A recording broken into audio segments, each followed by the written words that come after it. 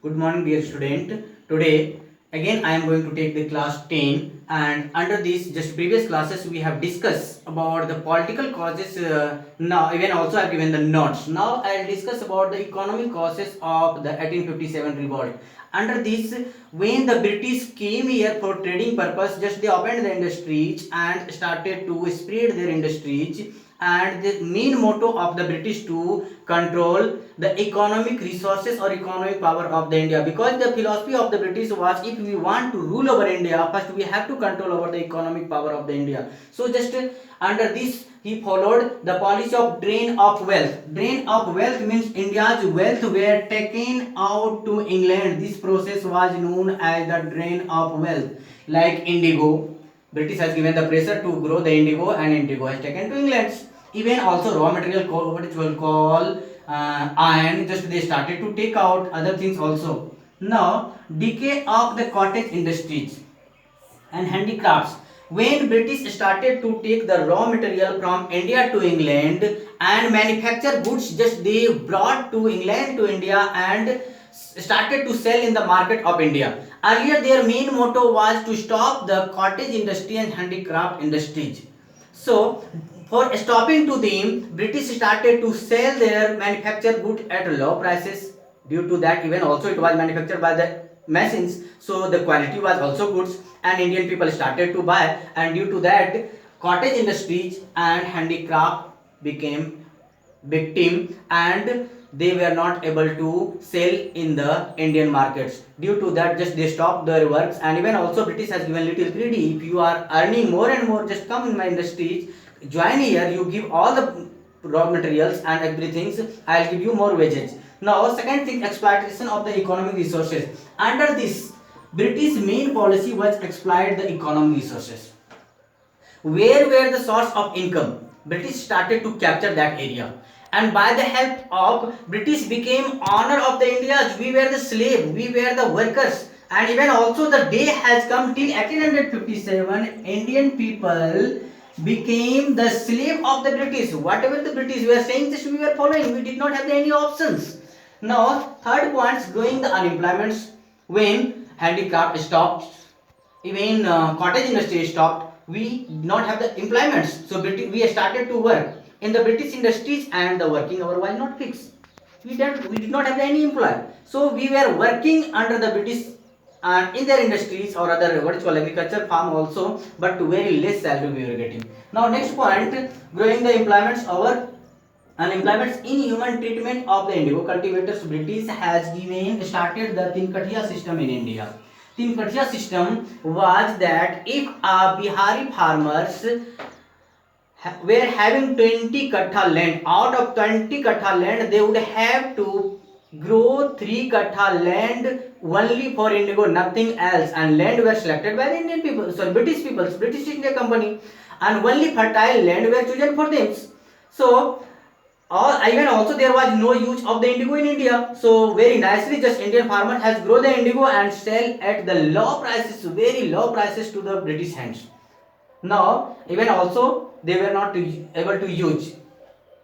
Third thing, poverty and the famine. So all the economic power has come into the British hand, and Indian people became poor and more poorer. Even same times drought came, and due to that people were dying from starvations. Now we will discuss about the decline of the landed aristocracy. That means all the land has gone into the British according to the British choice to whom they wanted to give the land. Just they had full freedom, because it's depend upon their choice. Indian people, if they were not paying the revenue taxes regularly 2 years or 3 years, their land were taken and given from taken by them and given to the other Indian peoples. Indian people also. So Indian people became what is called the slave of the British, and just they started to follow to them.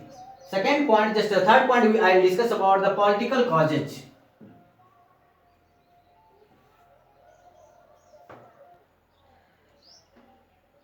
Now I will discuss about the social causes. What were the social causes which made the enmity between India's people and the British East India Company. So interference with the social customs. What were the social customs? Like sati system, child marriage, widow remarriage, that has also made the gap between the British East India Company and the Indian peoples. Like 1829, Lord William Bentinck introduced sati system. Sati system was a system if husband died with their dead body, wife also tied and burnt into the fire. That why known as the sati systems. But British were not happy with the system. British stopped the systems. It was good for India, but Indian people did not understand philosophies. Now, widow remarriage. After that sati system, British also introduced Widow Remarriage Act 1856. Widow Remarriage Act 1856. Under this act, the wife who has lost her husband, she had the rights to get the another marriage. But Indian people were not, because Indian people were thinking, upper classes people, Brahmin people were thinking it was against their religions. So also these points made the enmity between the British and East India Company and the Indian peoples. Now, racial discrimination. British followed the policy to divide and rule. Sometimes cooperated to the middle classes people, sometimes cooperated to the lower classes people, sometimes upper classes people. Now here what types of the racial discrimination? Like untouchabilities. Earlier there was the untouchabilities. British was against the untouchabilities. British cooperated to the lower classes people, and when British cooperated to the lower classes people, British on the heart of the lower classes people. But the problem was that upper classes people became the enemy. It was also, and when the lower classes people need, then upper what is called British did not cooperate to them, so lower classes, upper classes people, all types of the people of the India became angry to them. Now corruption in the administrative system also, there was no promotion system. Promotion system only meant for the upper classes people, it was not add for the Indian peoples.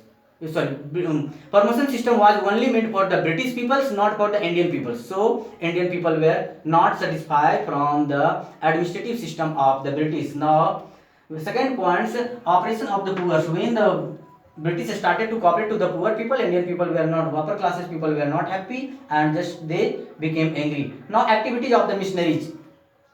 Missionaries started to serve the society, but Indian people understood just they want to go against our the Indian religions. So just Indian people were not happy. Now here regarding the Western education, British introduced Western education. The main motto behind the introduction of the Western education, if the Indian people would be educated, then they would understand all the policy of the British and they would cooperate to them. The main activity was, what is called motto was them. But Indian people thought, if the Indian just through the education, just they wanted to convert the Hindus and the Muslim into the Christianity. So it was different thinking of the Indians and the British India Company. It was also one reason to go against the policy of the British East India Company. Now taxing on the religions. Now slowly in British started to collect on the taxes on the Indian places, religious places. Due to that, people were not happy and just they were ready to revolt against the British.